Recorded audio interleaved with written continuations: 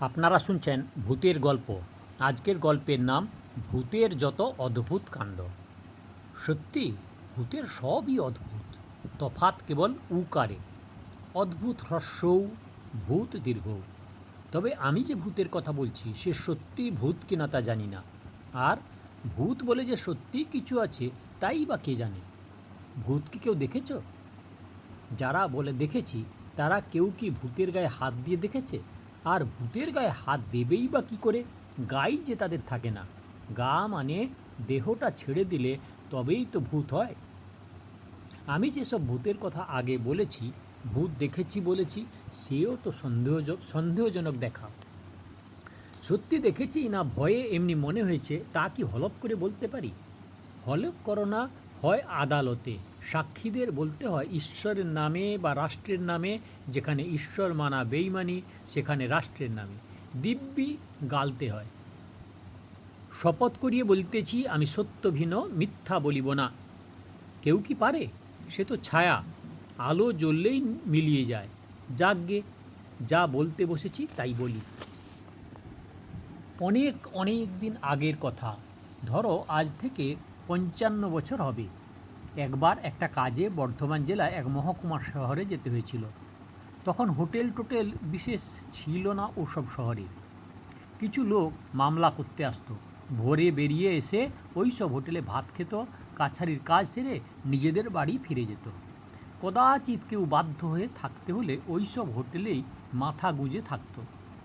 খদ্দের কম বলেই অবস্থা তেমন ভালো ছিল না। তাছাড়া আমাদের দেশের লোকেরও অনেক নোংরা স্বভাব আছে। ফলে সেই সব ঘরগুলো এমন অবস্থা দাঁড়াতো যে নিতান্ত বাধ্য না হলে কেউ থাকতো না। আমি গিয়ে পৌঁছেছিলাম প্রায় সন্ধ্যাবেলায়। কোথা কী আছে তা জানি না। আমার খুব কষ্ট হয়েছিল, মনে হয়েছিল নরকেই বাস করছি। কোনো মতে প্রায় জেগেই রাতটা কাটিয়ে ভোরবেলা বেরিয়ে পড়েছিলুম ভালো কোনো বাসা বা থাকার জায়গা খোঁজ করতে। আরও 2-3 জায়গা ঘুরে বুঝলাম তেমন কোনো হোটেল এখানে নেই, এখনও হয়নি। বরং যেটাই ছিলুম এর চেয়ে সেটাই ভালো। শেষে হতাশ হয়ে ফিরছি। এক ভদ্রলোক সন্ধান দিলেন, আপনি যেমন খুঁজছেন তেমন জায়গা এক ডাক বাংলো ছাড়া কোথাও পাবেন না। অত পয়সা কার কাছে আছে যে ডাক বাংলোয় থাকবে? এক সরকারি অফিসাররা থাকতে পারে, তাদের খরচ লাগে না। ভয়ে ভয়ে জিজ্ঞাসা করলাম খরচা কত? তিনি জবাব দিলেন, তা বেশ, 1 টাকা ঘর ভাড়া আর মেথর আলো জল নিয়ে আরও 8 আনা, দৈনিক 1.5 টাকা। ওখানে সব আলাদা আলাদা দেয়। একটা কেরোসিন হ্যারিকেনের লণ্ঠন কি টেবিল আলো, তার জন্য 3 আনা। বুঝুন দেখি ব্যাপার, 1 পয়সার কেরোসিনে 2 রাত জলে, তার জন্যে 3 আনা। আসলে বাবু আনার মাসুল এটা বুঝলেন না। আপনি অফিসারদের মতো স্টাইলে থাকতে চাইবেন, তার জন্য খরচ করবেন না। শেষের কথাগুলো আমাকে ঠক্কর দিয়ে বলা হলো তা বুঝলুম। বেঁটে লোকের চাঁদের দিকে হাত বাড়ানোর মতোই আমার অবস্থা। ট্যাঁকে পয়সা নেই যাব, তার আবার অত ভালো মন্দ বাছা কি? সত্যি তখন 1.5 টাকার দাম ঢের।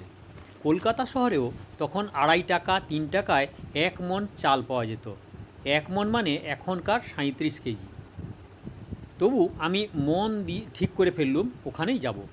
খাই না খাই একটু আরামে তো থাকবো, না হয় পাউরুটি খেয়ে থাকবো, হোটেলে ভাত খাবো না। অনেক আশা নিয়ে তো গেলুম ডাকবাংলো, কিন্তু সামনে এসে যখন গাড়ি থেকে নামিয়ে দিল তখন সেখানের অবস্থা দেখে বুক হিম হয়ে গেল। এ কি, এই যে পোড়ো বাড়ি, এখানে থাকবো কি? শহরের সীমানা থেকে পাকা 2 মাইল পথ, গঙ্গার ধারে, এক পাশে শ্মশান, এক পাশে মহকুমা হাকিমের বাড়ি। তিনি কারোর সঙ্গে কথা বলেন না। আশপাশে যতদূর দৃষ্টি চলে কেউ কোথাও নেই। থানাটা পেয়েছি বটে পথে, সেও এখান থেকে অন্তত 1 মাইল হবে।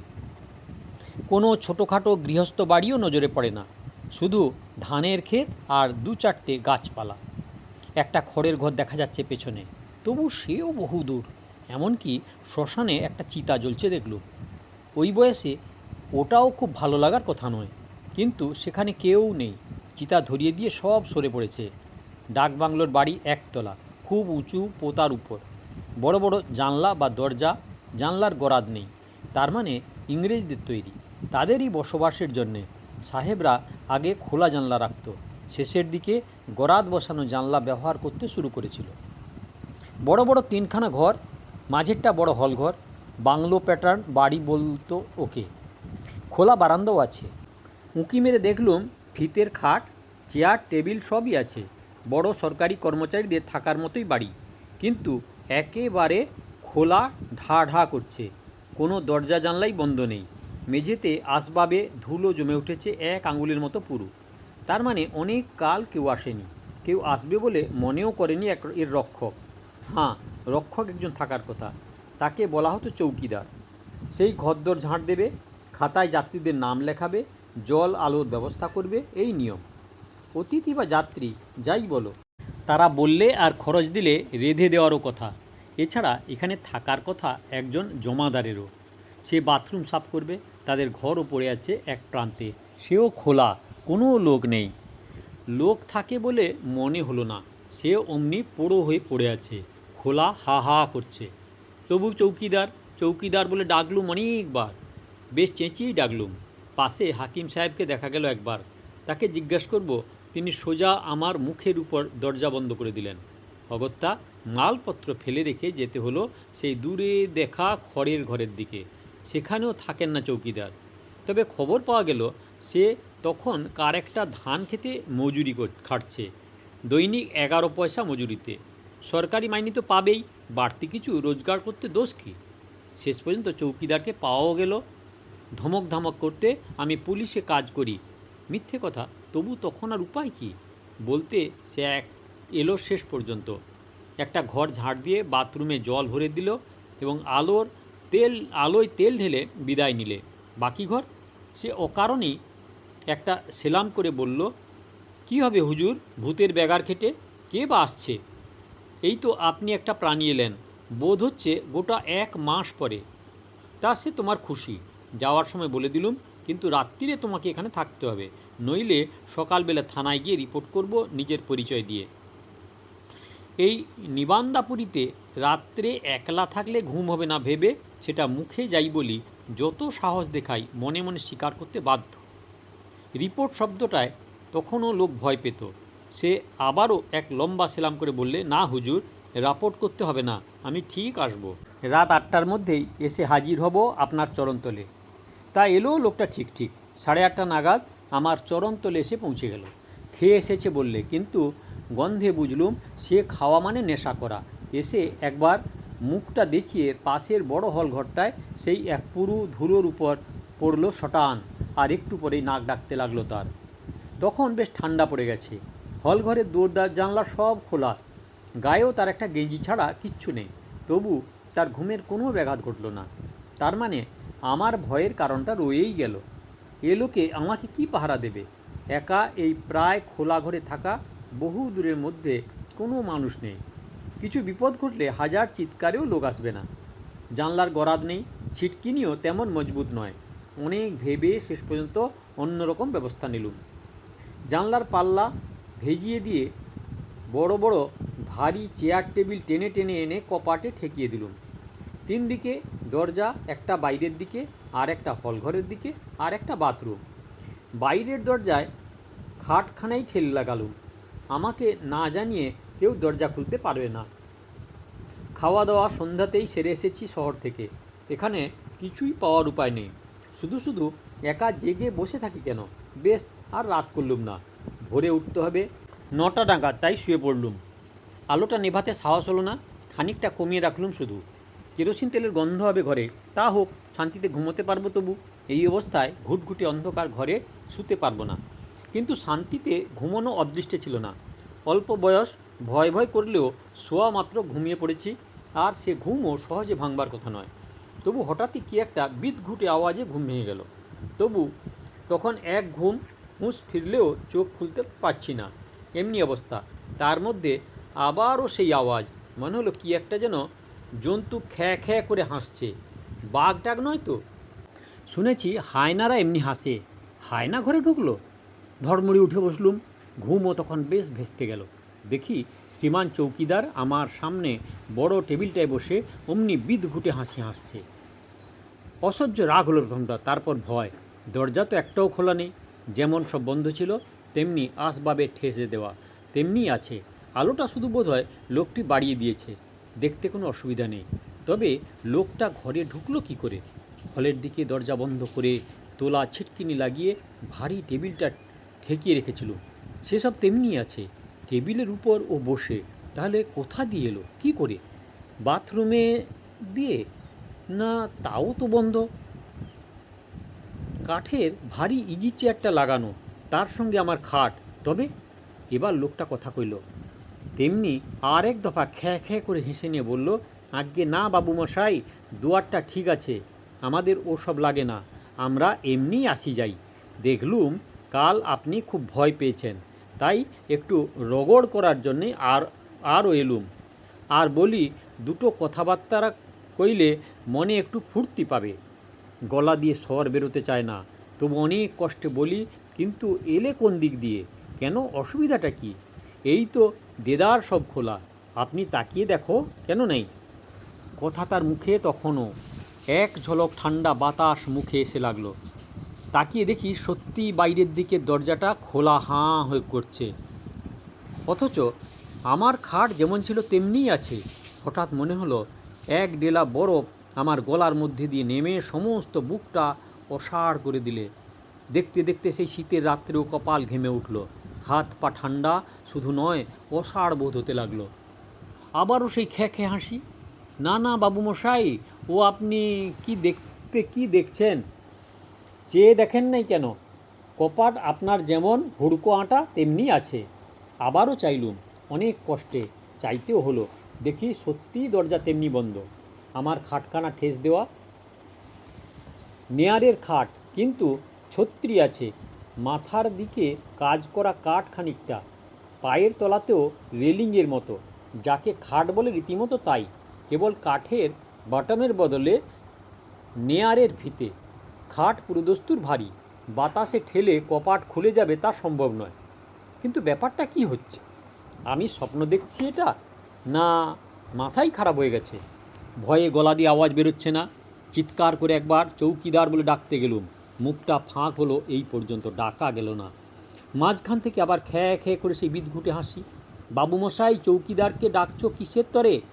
আমি তো এই সেই মূর্তি, এখানে শটান বসে আছি, সেই আমি। চেয়ে দেখো না। চেয়ে দেখলুম, ফলে পাগল হতে একটু বাকি ছিল, সেটুকু আর রইল না বোধ হয়। সাবেক কালের সাহেব পছন্দ বাংলো বাড়ি, একতলা দোতলা সমান উঁচু। আবার চৌকিদারটি তখনও সেই টেবিলেই বসে আছে বটে, তবে তার গলাটা হঠাৎ উঁচু হয়ে মাথাটা ঠেকেছে ছাদের ভারী কড়িকাঠে। সে লকলকে জিভ বার করে কি যেন সেই কড়িকাঠ থেকে চেটে চেটে খাচ্ছে। মশা কি পোকা কি মাকড়সা কে জানে। বোধহয় এমনি একটা কান্নার মতো সুর বেরোলো আমার গলা দিয়ে। নিজের গলা নিজেই চিনতে পারি না। ভয় পেই নাকি বাবু? ভয় পেলেন? আপনারা শহর বাজারের লোক, কচি বয়স, লেখাপড়া শিখেছ, এখনও ভূতের ভয়? বলে আবারও এক চোট সেই হাসি। কিন্তু ততক্ষণে ভরসা করে আধ বোঝা চোখ মেলে চেয়ে দেখি সেই গলা গুটিয়ে আবার আগের মানুষের পৌঁছেছে, মুখে সেই মস্করার হাসি। যা তার হাসি কথাবার্তার মধ্যে একবারও পাল্টায়নি। মনে হচ্ছিল যেন ঠোঁটটা কোনো অসুখ বিসুখে অমনি বেঁকে গেছে স্থায়ীভাবে। অভয় দিলেন লোকটি, না না, অত ভয় পাওয়ার কোনো দরকার নেই, আমি আপনার নফর বটে তো, তাই ঘুমটা যাতে জমে সেই আমার আকাঙ্ক্ষে। তারপর বলে, আমি বাবু এখানেই থাকি, দিনে চৌকিদারি করি, মাঠে জন খাটি বটে, কিন্তু রেতের বেলায় যেন ভূতে পায়। কেমন ইচ্ছে করে বাবু, ভাইদের ভয় দেখাই, কিন্তু সাবেক শুভ কি আমাদের মেয়ে মেলে আমি একেবারে ভালো ছেলে, কিচ্ছুটি করি না। ওর বড় গোয়ার বাবুমশাই, ভয় পেলে দেবে গোটা বাড়িটা ভেঙে, অন্য কোথাও বাড়ি করবে, ভাঙবে, কিংবা আগুন ধরিয়ে জ্বালিয়ে দেবে। আমি যাব কোথায় বলো? তারপর একটা হাই তোলার শব্দ করে বললে, নাও এবার নিশ্চিন্ত হয়ে ঘুমাও, আমি আর জ্বালাবো না। এই দেখো না, ফুসমন্ত্রের চোটে তোমার ভূতকে হুঁস করে উড়িয়ে দিচ্ছি। বলতে বলতেই দুমদাম হড়হড় ছড়ছড় কতগুলো শব্দ, লণ্ঠনের আলোটা যেন চমকে উঠে নিভে গেল। সেই অন্ধকারেই দেখি ঘরের সবকটা দরজা জানলা খোলা, তার মধ্যে দিয়ে হু হু করে শীতের হিম বাতাস ঢুকছে। যেসব চেয়ার টেবিল ঠেস দেওয়া ছিল তা বোধহয় নিজেরাই যে যার জায়গায় সরে এসেছে। আর কিছু দেখতে পেলুম না, আর কিছু মনেও নেই। সবটা যেন একাকার অন্ধকার হয়ে গেল, চোখে তো বটেই, মাথাতেও। ততক্ষণে অমনি অজ্ঞান হয়েছিলুম জানি না। কতক্ষণ যে অজ্ঞান ছিলুম কে জানে, কিছুই মনে নেই। জ্ঞান হলো বেশ যেন স্বাভাবিক পরিবেশেই। কথাটা বলছি বটে, তবে এসব পরে মনে হয়েছে। কি হয়েছিল, কি দেখেছি, কিছুই দেখছি কি না তাও তো ভাবিনি। ভাববার মতো কিছু আছে কি না তাই বা ভাববো কেন? যেমন শুয়েছিলুম তেমনিই আছি। হারিকেনটা সেও এক কোণে তেমনি জ্বলছে, যেমন কমিয়ে রেখে শুয়েছি। দরজা কপাট বন্ধ, চেয়ার টেবিল ঠেকানো। না, সব ঠিক আছে। তবু কেমন একটা অস্বস্তি বোধ হচ্ছে কেন, যেন শরীরটাও ভালো লাগছে না, দুর্বল দুর্বল লাগছে, মাথাটাও ঝিমঝিম করছে। ভাবতে ভাবতেই মনে পড়ে গেল সব ঘটনা। ও কি ভয়ঙ্কর কাণ্ড! স্বপ্ন নিশ্চয়ই। এমন স্বপ্নও মানুষ দেখে? এত জিনিস থাকতে আমি বা এমন স্বপ্ন দেখতে গেলুম কেন? যাকগে, স্বপ্নের উপর দিয়ে গেছে তাই ভালো। এখনও রাত অনেক আছে, ঘুমুই একটু। পাশ ফিরে কম্বলটা গায়ে টানতে যাবে, দূরে বোধহয় থানা থেকেই পেটা ঘণ্টিতে ঢং ঢং করে 5টা বাজার শব্দ কানে এলো। দস্তা দামের পুরনো ঘড়িটা হাতে ছিল। ওটা রোজ খানিকটা করে এগিয়ে থাকে। হ্যারিকেনের আলোতে চেয়ে দেখি সেই ঘড়িতে প্রায় 5:30 বাজে। তার মানে ভোর হয়ে গেছে। আজ 7টায় গাড়ি ধরে দাঁইহাট ওকরসা যাব, কথা আছে, আর ঘুমোলে চলবে না। প্রচণ্ড শব্দ করে একটা হাই, ইচ্ছে করেই এত বড় শব্দ করা, বুকে বল আনার জন্যে। তুলে উঠে পড়লুম, আলোটা বাড়িয়ে টেবিলের উপর তুললুম। এতক্ষণে ঘরটা মানুষের মতো মনে হচ্ছে একটু। আচ্ছা, এতক্ষণ ঘুমোলাম কি করে? এই তো 8:30টায় শুয়েছি। স্বপ্ন দেখে অজ্ঞান হয়ে যায়নি তো? কথাটা যত ভাবি ততই মনে হয় তেমনি একটা কিছু ঘটেছিল। বাথরুম যাওয়ার দরকার, ঠিক যেন সাহস হচ্ছে না। এবার আমি হড়হড় করে টেবিলটা সরিয়ে এক ঝটকায় মাঝের দরজাটা খুঁড়ে ফেললুম। লোকটা বোধহয় ঘরের দরজাটাও দেয়নি। দরজা খুলতেই গুচ্ছের ঠান্ডা হওয়া, সেই সঙ্গে কাক ও অন্যান্য পাখির ডাক। মানে সত্যি সকাল হয়েছে। বুকে ভরসা এলো একটু। বেশ চড়া গলায় ডাকলুম, চৌকিদার, এ চৌকিদার! কোথায় কে? আসলে নেশা করে ঘুমোয় তো, ঘুম ভাঙে না। আলোটা নিয়ে ঘরে ঢুকলুম। তখনও টর্চের চল হয়নি তত। কোথায় কে? কারও চিহ্ন মাত্র নেই। চিহ্ন কথাটা সহজভাবে বলছি না, সত্যিই কোনো চিহ্ন নেই। মানে এত পুরু ধুলো, তার উপর যদি একটা মানুষ এসে শোয়ে, তার পায়ের ছাপ ধুলোর উপর শুলে মানুষ সমান দাগ, এটা পড়বে তো? তেমন কোনো ছাপ বা দাগ নেই। মাঝখানে কি আরও বেশি দিনের পড়া ধুলো নিশ্চিন্তে বিশ্রাম করছে। কোনো প্রাণী সেখানে বিশ্রামের ব্যাঘাত ঘটায়নি। এর মানে কি? এর মানে আমি জানতে চাই। পাগলের মতো চিৎকার করতে করতে সেই আলো হাতে ছুটে বাইরে বেরিয়ে এলুম। বেরোতেই দেখি শ্রীমান চৌকিদার অনন্ত পাড়ুই আসছে এইদিকে। ততক্ষণে বেশ একটু ফর্সা হয়েছে। গঙ্গার ধার থেকে হাড় কাঁপানো হাওয়া আসছে। পাশের বাড়ির হাকিম সাহেবের উনুনে ধোঁয়া বেরোচ্ছে গলগল করে। সহজ স্বাভাবিক জীবনের লক্ষণ। অনন্ত তার অভ্যাস মতো ঘটা করে নমস্কার করলো একটা। মশাই কি চান করবেন সকালে?